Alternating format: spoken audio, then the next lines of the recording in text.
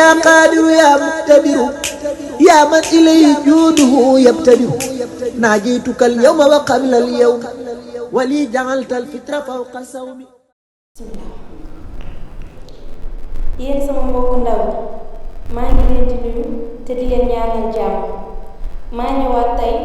di leen laabiire loo xam ne bu ñu ko jëfee amul texe àddina ak allaaxira te loolu moo mat a am loolaa di xam-xam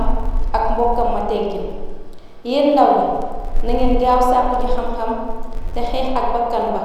ngir dégg la ngeen di jàng bu leen ko yéexee ngir xaar mag ndaxte loolu ak perte rek la leen di jural te yoneen ba alayhi salaatu wassalaam nee na sàkku xam-xam farata la ci góor ak jigéen delluwaat ni ku sóobu yoonu xam-xam sóobu nga yoonu aljana boo wàccul rek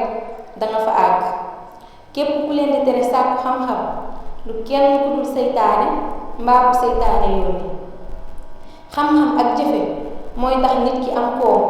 àdduna ak allaaxira teggin nag munta ñàkk loolu la sëriñ bi wax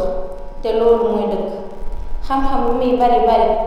bu yar amul mu doon neen yar daal moo jig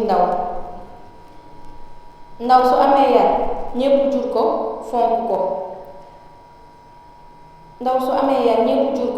fonk ko yarkat mooy gën di koom ak lépp lu nit di sàkku ndax dalay jigéen aljana di la soriloo sawara ba tax foo jaar ñépp di la tagg du samay wax sëriñ bee ko wax ma jottali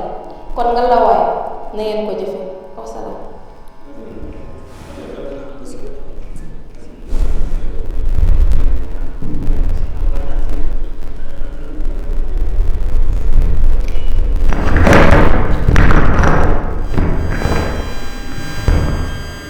يا قادر يا مقتدر